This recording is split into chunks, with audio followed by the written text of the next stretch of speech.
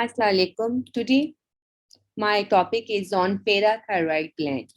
So we start with the parathyroid gland. First of all, where is the location of the parathyroid gland? Parathyroid gland, they are located on the posterior side of the thyroid gland. They are in four in numbers. Two are above and two are below the thyroid gland. Then when we see the parathyroid hormone, histologically we see हमें blood vessels नजर आएंगी, capsules नजर आएंगे, and there are two types of the cells नजर आएंगे. That are chief cells and the oxyphil cells. Chief cells are the main cells which secrete the parathyroid hormone. They are small in numbers, they are small in size, but they are increased in numbers. ठीक है, जैसे आपको diagram में आप देखें कि इनके numbers जो हैं they are greater in number, but they are smaller in the size. As compared to the oxyphil cells, they are larger in the size. But इनके नंबर्स जो हैं as compare to chief cells वो कम होते हैं. The chief cells are the main cells of the parathyroid hormone and they secrete the hormone parathyroid hormone. Okay, and the oxyphil cells, still their function is unknown and they are considered as the degenerated हमारे पास chief cells समझे जाते हैं. So this is very important MCQ point of view, that which cells secrete the parathyroid hormone. The chief cells, they secrete the parathyroid hormone. Now there is homeostasis. What is homeostasis? Maintenance of nearly constant conditions in the internal environment of the body. This is called homeostasis कहते हैं. सो हमने अब maintenance करनी है parathyroid hormone और calcium में.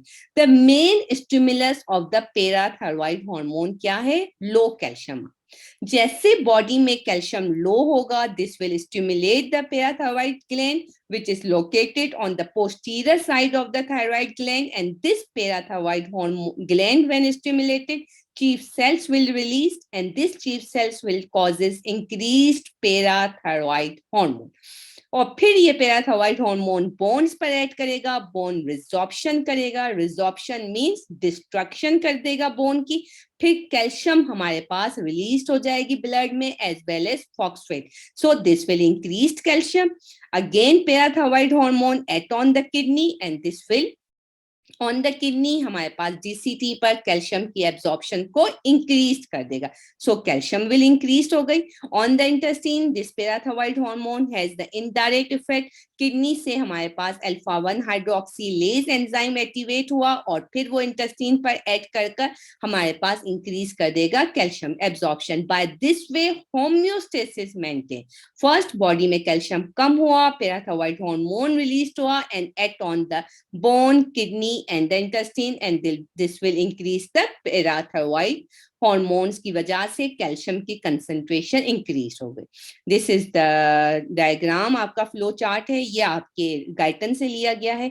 ये आपको बताना चाह रहा है कि जैसे पैराथायरॉइड हार्मोन किसी के अंदर हम इंजेस्ट करते हैं तो कैल्शियम की कंसंट्रेशन को वो इंक्रीज कर देगा और फॉस्फेट की कंसंट्रेशन को डिक्रीज करेगा. हाउ? अभी हम बता चुके हैं बोन्स पर, किडनी पर, इंटेस्टाइन पर उसके इफेक्ट्स को.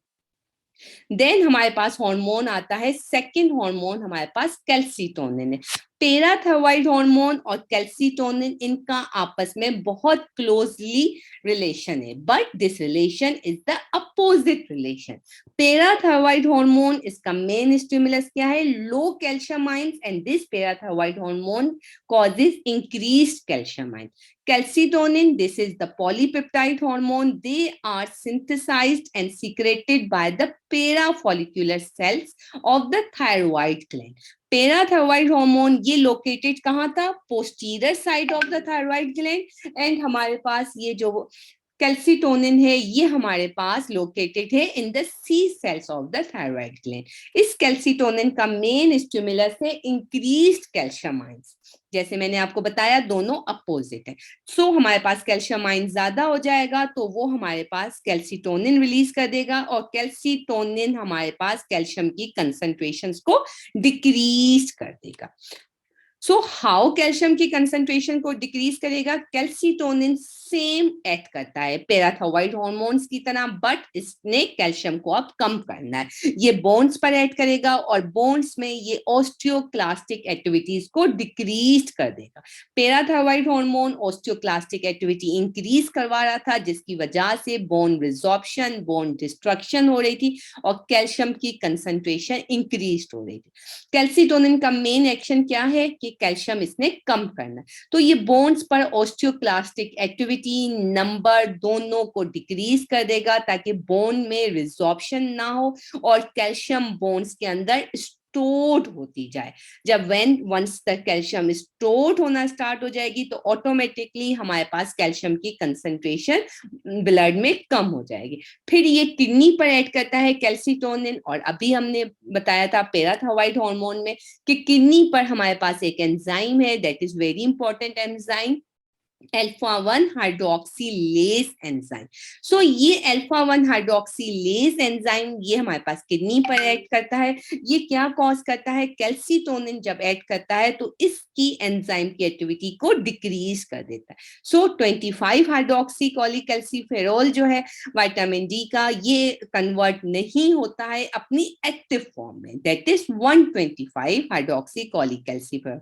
जब ये एक्टिव फॉर्म में कन्वर्ट नहीं होगा, that is very important stimulus जो कैल्शियम को हमारी बॉडी में इंक्रीज करता है। जब ये कन्वर्ट नहीं होगा तो हमारे पास कैल्शियम की डिक्रीज होती जाएगी इन द ब्लड में। सो और इसके अदर और कैल्सीटोनिन के एक्शंस ऑर्गन्स पर हमारे पास क्या है कि फर्स्ट हमें ये पता है कि कैल्सीटोनिन का मेन स्टिमुलस क्या है, कैल्शियम की कमी, that is decrease calcium ion in the body. When there is decrease calcium ion in the body, thyroid gland में सी सेल्स हैं, पैराफोलिकुलर सी सेल्स, ये कैल्सीटोनिन रिलीज करते हैं। This calcitonin will decrease calcium level in the blood, so हमारे पास calcium कम हो गया।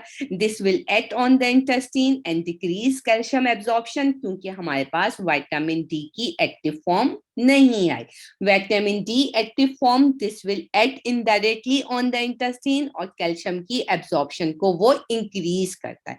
लेकिन किडनी पर जब ये ऐड करेगा तो ये विटामिन डी की जो एक्टिव फॉर्म है इसको इनहेबिट कर देगा by inhibiting the enzyme alpha-1 hydroxylase को। So by this way calcium की एब्जॉर्प्शन डिक्रीज हो जाएगी और फिर कैल्शियम हमारी बॉडी से एक्सक्रीट होना शुरू हो जाएगा। देन कैल्सीटोनिन एक्ट करता है बोन्स के ऊपर, और बोन्स में अब ये क्या करेगा, ये हमारे पास डिपोजिशन करवाएगा कैल्शियम की, कैल्शियम बोन्स के अंदर स्टोर करवाना शुरू कर देगा ताकि हमारे पास कैल्शियम बोन्स के बाहर ना आए और कैल्शियम की क्वांटिटी हमारे पास ब्लड में डिक्रीज हो, दैट इज व्हाई ये स्टोर करता है। Then there is calcitonin and calcium. पहले हमने homeostasis. What is homeostasis? Maintenance of nearly constant conditions in the internal environment.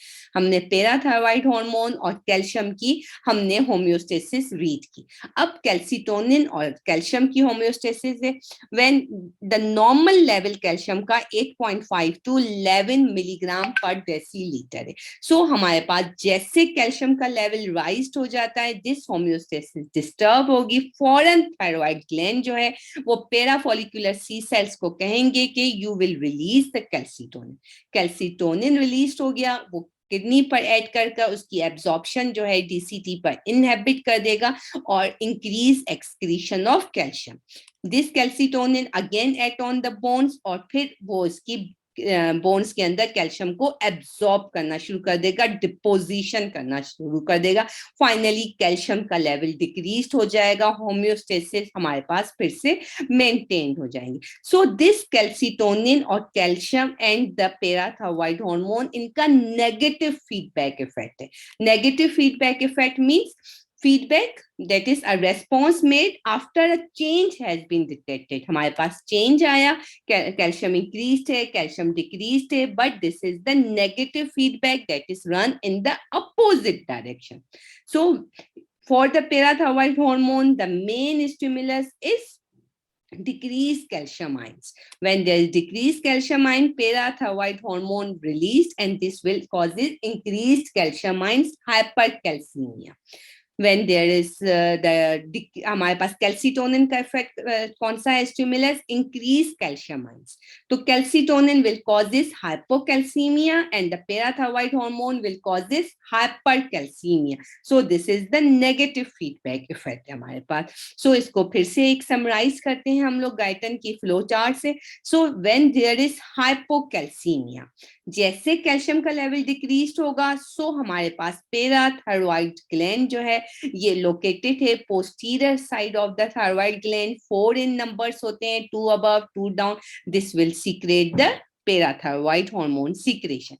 This parathyroid hormone secretion, this will causes decrease phosphate की absorption को कम कर देगा तो किडनी में भी इसकी एब्जॉर्प्शन कम हो जाएगी और साथ साथ फॉस्फेट बॉडी में डिक्रीज हाइपोफॉस्फेटीमिया और पर हमारे पास फॉस्फेट ट्यूरिया मींस हमारे पास यूरिन के अंदर फॉस्फेट की एक्सक्रीशन इंक्रीज हो जाएगी और फिर विटामिन डी की एक्टिव फॉर्म हमारे पास एक्टिवेट हो गई this will causes indirect effect on the intestine and this will causes हमारे पास क्या करेगा कि फॉस्फेट की कंसंट्रेशन हमारे पास इंक्रीज हो गई इंटेस्टाइन में सो बोन्स पर और इंटेस्टाइन पर कैल्शियम फॉस्फेट दोनों इंक्रीज होते हैं बट इंटेस्टाइन पर हमारे पास कम इफेक्ट होता है on the phosphate the main action phosphate का किडनी के ऊपर है दैट इज व्हाई बॉडी में फॉस्फेट का लेवल डिक्रीज हो रहा है क्योंकि ये पीसीटी में चैनल को इनहेबिट कर सोडियम फॉस्फेट के चैनल को इनहेबिट कर देता है तो फॉस्फेट की एब्जॉर्प्शन नहीं होती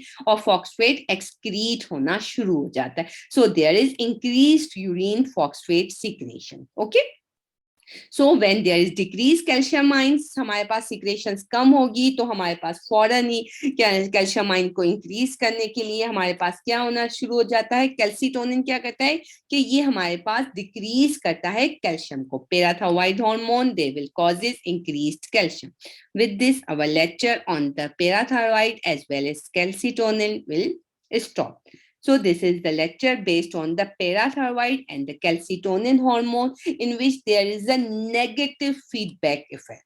This negative feedback effect shows that when there is any calcium disturbance occurs, so parathyroid hormone and calcitonin will release and they will causes negatively feedback effect and this will causes increased and decrease the calcium ions.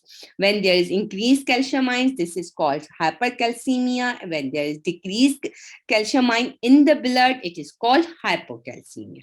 I hope you will enjoy this lecture and you will understand it. Thank you so much.